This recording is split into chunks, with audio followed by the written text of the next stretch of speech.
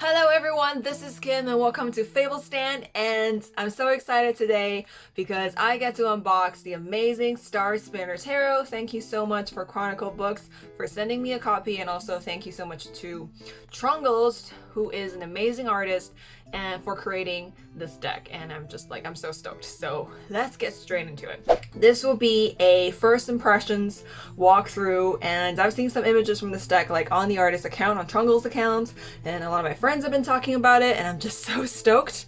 And to open this up and to share with you what's within this deck. And this is like always the part that I dread because I'm just so clumsy. I don't want to damage the deck. So let's do that. And I'm filming this on this new camera mount that my brother got for me, which is amazing because I used to dread doing overhead videos like this because it's just such a pain in the ass to set up. But now that I have this like mount clip thing, it's just like beyond. It's just so, you just clip it on and that's it.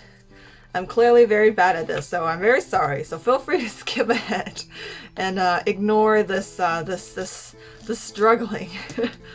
Okay, there we go. There we go. Okay. Ooh. Oh my god. Let's get rid of that garbage. Alright, so let's take a look at the box. So that's what the box looks like. I'm not like really an expert commenter on boxes, but there's the side and there's the back. It's a little bench, but that's okay. So let the stars light your way. Enter a world where fairies play, mermaids yearn, and threads of the familiar and fantastic are spun together to guide you on your own personal journey. Featuring beloved comics artist Trungles' enchanting illustrative style, the Star Spinner Tarot reinterprets classic tarot imagery for a more inclusive deck with multiple lovers cards to reflect a range of romantic expression and illustrations drawn from stories, myths, and fairy tales. So I love that. I can't wait to see what the different lovers cards are. So many S's in there. All right, and that's the side. It's a little preview. So it's 81 cards, and there's a guidebook in there. And it is I think there's a little magnetic clasp in there. Whoa, this is so cool. This is so neat. Is it just like a little cardboard padding, or is there like cards in there? Whatever it is, that is super neat, unless that's the guidebook. No, it's not. I think it's just a little... It's cool. This is like a really nice like 3D experience. I mean, usually we don't really expect much there. So I love how this is like a storybook. That is amazing. Wow. Okay, let's take it out. And then that's the guidebook. And I hope the setup is like not failing me because I've never done this kind of overhead angle with this particular camera mount before. That is the inside of the box. So there's like a star spinner spinning stars in a circle.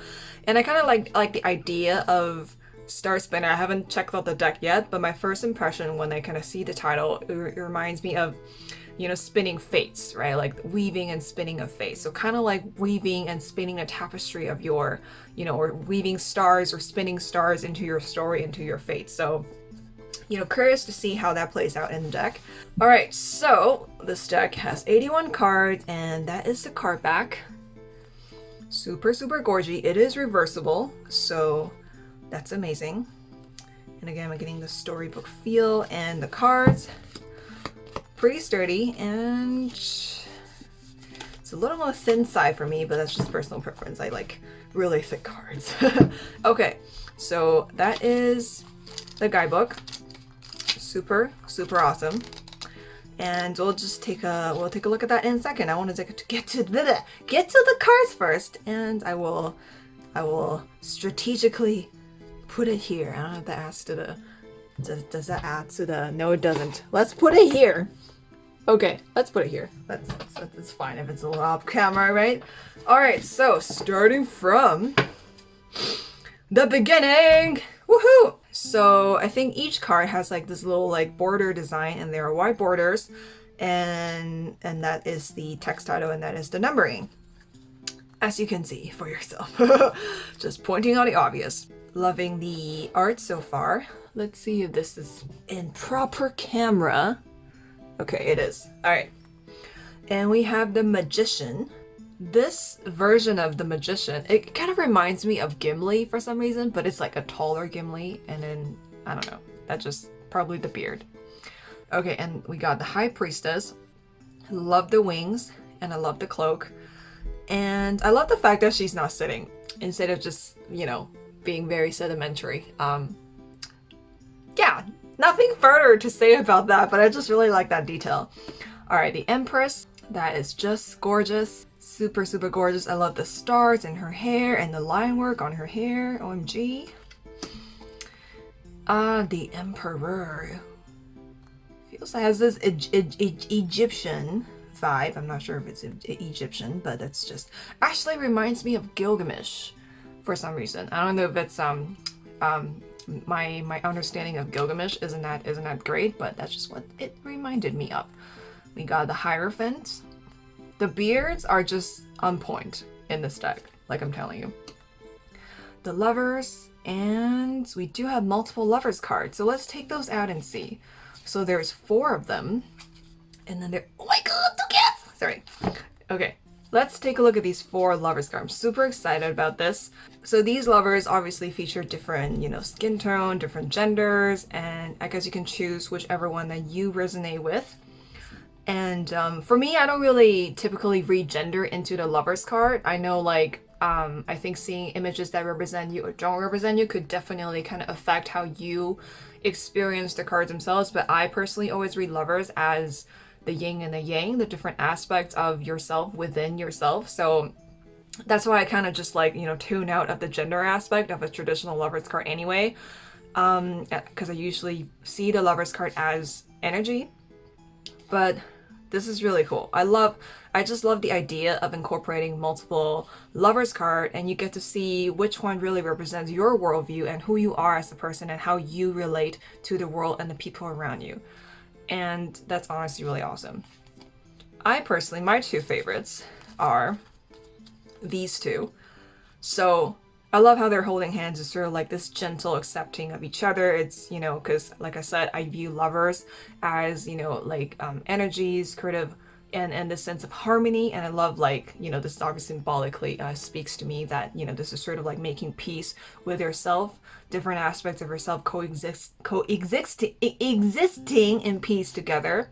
So similar here, it's sort of like this sort of, you're facing each other, your 2 aspects of yourself are facing each other. So that's kind of how I relate to the Lovers card. But yeah, I definitely love this idea of incorporating multiple Lovers cards into a tarot deck. That is really amazing. Well done. Really well done. Alright, so let's move on to Chariots. And I totally had a catgasm. Oh my god, it's so cute! And it's not like 2 sphinxes pulling on a chariot. Oh my god, I'm just so bored of sphinxes in general. Like, please, can we have something else? 2 cats, OMG! And this, like, sort of winged chariot is just floating my boat right now. And it's totally awesome. Like, oh my god. Okay, Fortitude. Okay, first of all, I love the word fortitude. And I love how strength is renamed into fortitude or courage. That's just so, I don't know, that's just so awesome, because strength, I think the word strength have different ways of, you know, there's different ways to interpret the word strength, and there's different ways of, you know, kind of like, there's different layers to strength, but this really resonates with me because strength is not the absence of fear, or it's not the absence of weakness. It's about embracing yourself and accepting yourself, and also courageously choosing to do the right thing and to continue to move forward. So fortitude is such a great way to accentuate the card and the archetype. So well done. And I love the fact that she's holding a lotus flower. I love the symbolism of lotus flower. And you know, one of the reasons is, like, it's associated with Buddhism, and also it's just a really amazing flower. Anyway, I'll stop talking and then keep going with these cards because you probably want to see the rest of it. Feel free to just fast forward. So that is the Hermit. Reminds me of this anime character in what's it called? Zenki from ages ago. The Wheel of Fate. I love that. I love how, like, there's these subtle changes of wording, and that really sort of adds meaning to the original archetype, I really appreciate the word fate because I'm not really a big fan of the word fortune. I mean, I don't hate it, but fate is a really good choice. Justice, the Hangman.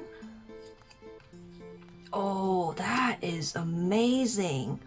I think that's one of my favorite cards so far. Death and the Veil. A veil of stars and the baby and the butterfly. Ah, everything is just so good. Trungles, I love you. You're amazing. You're so amazing. Temperance. Ooh, okay. I love the background work. Oh, speaking of background work. The Devil. Wow. That's so cool. I love how like the art comes together. I love how it's like sort of patterns, but it's also like there's a lot of elements going on in the back. And the Devil certainly doesn't look like the devil. It looks like the fallen angel or just the angel, or I don't know. But that is really, really, really interesting. Okay. The Tower. And then the Star.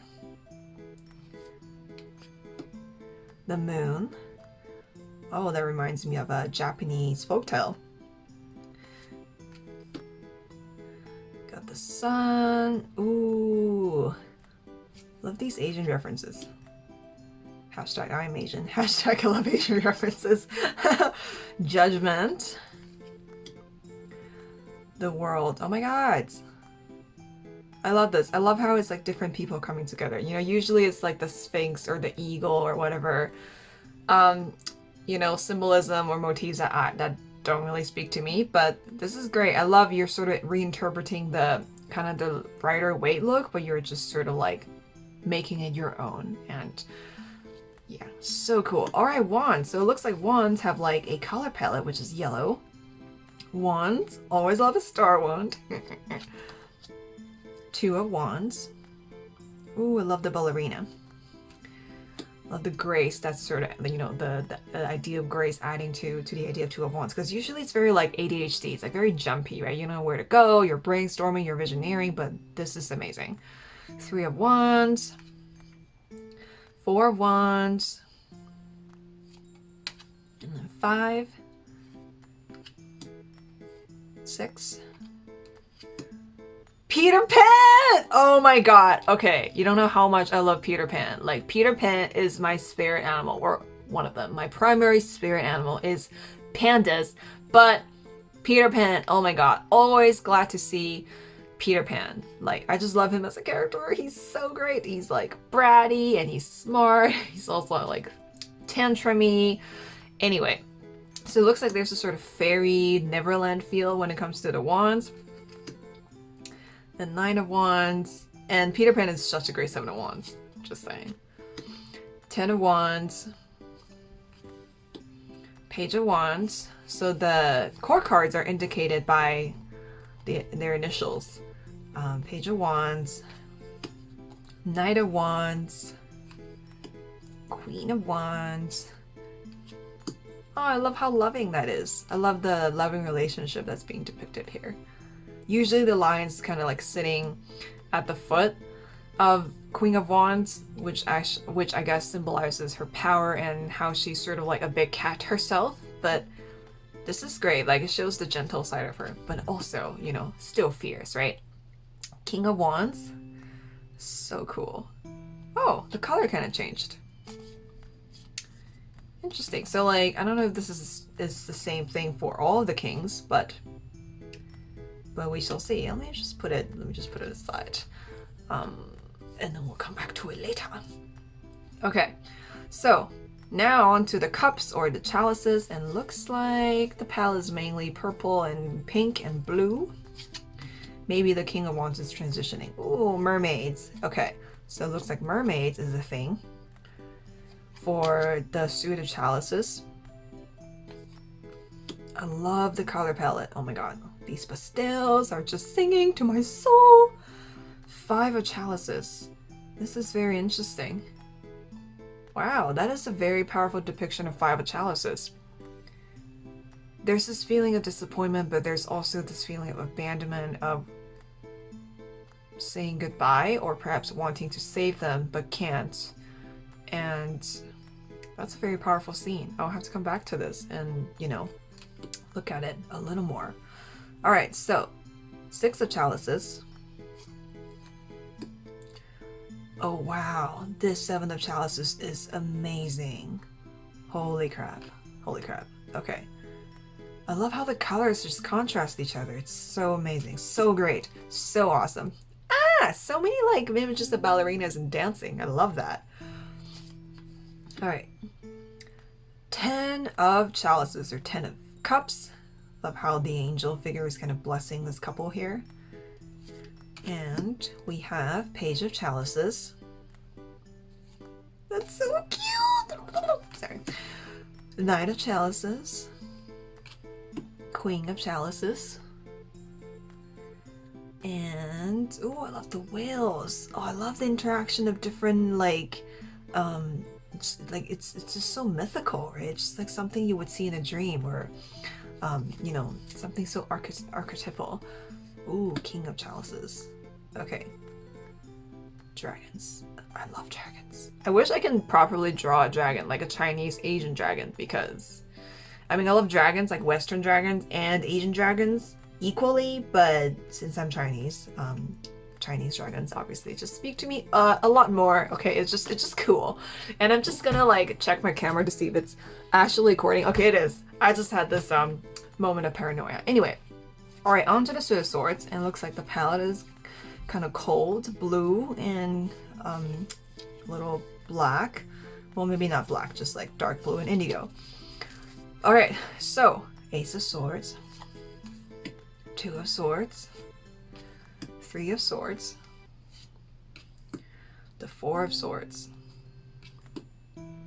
5 of Swords, 6 of Swords, 7, 8, and 9. Oh, this is really funny because there's this sort of phenomenon in Asian country or Asian culture where you get sort of 被鬼压, which means you're sleeping and the ghost decides to show up and stand on your chest, basically sort of messing up your chi and your vitality and just kind of burdening you with their paranormal existence. And that is the perfect 9 of Swords, because that is definitely how I feel when I get stressed out or when I can't sleep, you know, like that. The 10 of Swords, wow, it's a phoenix, I believe. I think obviously phoenix represents rebirth, birth and rebirth, and, you know, being born again from the flames. So obviously there's this sort of next chapter feeling. Okay, the phoenix is kind of struck down, but the phoenix will sort of be given another chance to exist, or kind of will just kind of rise from the ashes, etc. But at the same time, it's also much more potent and powerful because it's something that could continue life, but if you're in a shadow side of this card, you're even not you're not even giving it a chance, right? You're kind of killing your own chances of becoming reborn again or moving on. So I think it could go either way, and that is a really great choice. So core cards: Page of Swords, 9 of Swords. Ooh, 9 of Swords and 9 of Wands, or the Knight. I just love the Knights. Okay, the Knights are just like my favorite cards in general, and I just love this 9 of Swords in particular, and also just love any kind of winged garment, hair thing in the hair. I don't know, but super awesome. All right, Queen of Swords, King of Swords, and then moving on to the Suit of Coins or the Suit of Pentacles, and the primary color is green, greenish, teal, turquoise. Ace of Coins, so you can see the Rider-Waite influence there. 2 of Coins. I love how fluid this feels, even though it doesn't have the typical infinity symbol around the pentacle, and I also love the design of the pentacle, by the way. Yeah, speaking of design of the pentacle, here it is. Very, very awesome. Love how fluid this feels. Feels like you're really standing on a ship, and it really gives you that sense of movement. You're kind of just like swaying side to side, but you're maintaining your balance. And we got the 3 of Pentacles, and that looks like Aladdin with the magic lamp. You're making a wish. And who is this figure? That is the genie. Cool. Can tell he works out.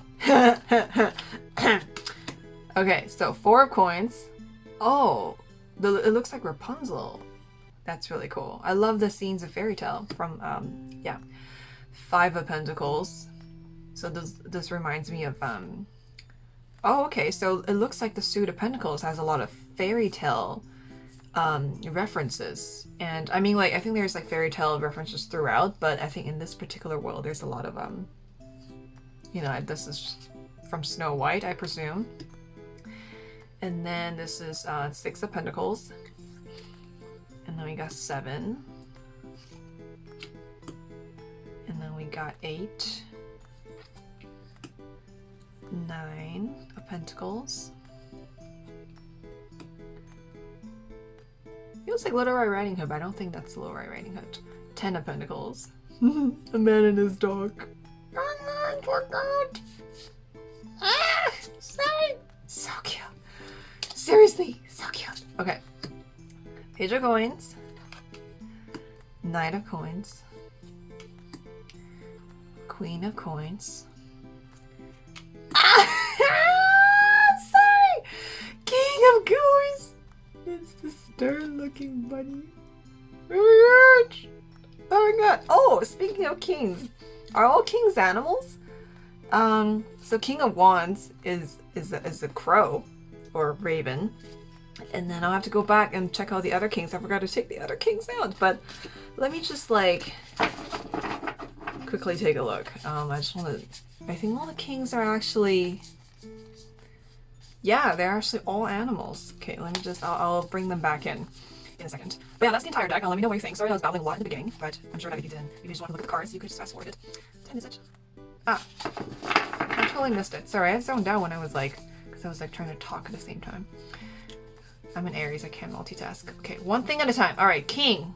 So all the kings are animal representations and not actual human representations. I wonder if this is a statement about trying to steer away from a male-dominated and patriarchal society and sort of steering away from male-dominated ideas, etc. And I can understand that. If that's the case, this deck is definitely sort of, you know, representing that with the kings. I'm always interested in seeing like the different gender depictions, because obviously traditional tarot is very much of the binary. So if it's something that you resonate with personally, and I think this deck would be a really great choice. Again, it has 4 different lovers cards. It also portrays gender in very non-traditional sense. So if that's something that you really identify with, I think this deck would be good for you. All right, so that is our Star Spinner Tarot, and I would love to take a quick look at the guidebook to see what it can offer us. A guide to Star Spinner Tarot by Chronicle Books. And we got the table of contents, got intro, major, minor, introductions for your instructions for your reading. We got a couple spreads, and then we have the major and minor arcana, and then we have some information on the artist. So we shall see. So introduction to the tarot, and it looks like this is just a introduction of what tarot is and how it's basically structured. So I think it's like a little history of tarot and a little once upon a time for tarot. And this is kind of like a brief, just skimming through here, sort of like a quick introduction of the structure of tarot, you know, what tarot is consisted of, like the major arcana, minor arcana, and then what each sort of sections of tarot represents. So if you're like, you know, a beginner, and if you want to read more about tarot or just like a different perspective on tarot, so there will be some information about that in the guidebook. And then there's some instructions on how to begin your reading, and there's some basic spreads, you know, like really good starter info. 4 card spreads, and we got the good old Celtic cross. And then moving on to the major arcana, this is where I'm interested in. Okay, so it looks like each section will have the picture of the card. I'll give you like a quick paragraph for the upright position and the reverse position. So let's just quickly look through. So it looks like it's the same for all the majors. And then moving on to the minors, wands. We got upright and reverse, so it's the same. There's like a little picture, and then there's like some descriptions on what it means to be upright and reverse. Okay, so I want to look at the definition for strength, because that was one of the cards that really struck me. Well, it's been renamed to fortitude, so I want to take a look. All right, so Fortitude, upright. Fortitude is the representative of courage, and there's no courage without fear. Exactly what it's saying. Exactly what it's saying. Okay, this card indicates that you have found a healthy measure of patience for yourself. This is a reminder to acknowledge your shortcomings and all the anxieties that accompany them, and then work your way forward. The lotus flower represents the way that strength is cultivated. Out of the mud and through the water, a beautiful flower rises. So it looks like this guidebook has, it seems like it's very nurturing, it's very healing. It's also very encouraging from what I've just read. And I think it takes that personal development and, a leveling up angle in life. Looks like it'll be a good guidebook to kind of really center and ground yourself. So let's see if there's anything else. Yeah, so about the artist. Trungles. Oh no. Okay. I remember how to pronounce this. I can do this. Fellow Asian, I can do this. Is it Win? I think it's Win. I'm pretty sure it's not Nguyen. I think it's Win. I think. Forgive me if I mispronounce it. It's a Philippines-born Vietnamese American comic book artist and illustrator. He lives in Minnesota with his partner and 3 chickens. He maintains a love of folklore and fairy stories. I love that you mentioned 3 chickens because usually people mention their cats and dogs, which are equally lovely, but chickens, right? That is amazing. So thank you so much, Trungles, for creating something so spectacular and wonderful and inclusive and diverse. I want to say diverse already means multi. Okay, so, and the artwork is gorgeous. The line work is gorgeous, and I just love all the depictions of, I love the fact that you included 4 different lovers cards. That is so thoughtful of you. Yeah, that is honestly just amazing. And this deck is coming out soon. You can pre-order on Amazon, or I think all the major bookstores. I'm not sure, but I'm sure if you Google it, you will find it. And yeah, so impressed with this deck. And I will have to look at it more and actually spend time with it. And I'll let you know how it goes. And do like a little tarot journal or something. But really, absolutely gorgeous, gorgeous deck. So thoughtful and so just full artistry and encouragement and amazingness. Anyway, this has been my first impressions walkthrough unboxing. I hope you enjoyed it. And please like this video, comment below, and let me know what you think. And yeah, I will see you next time.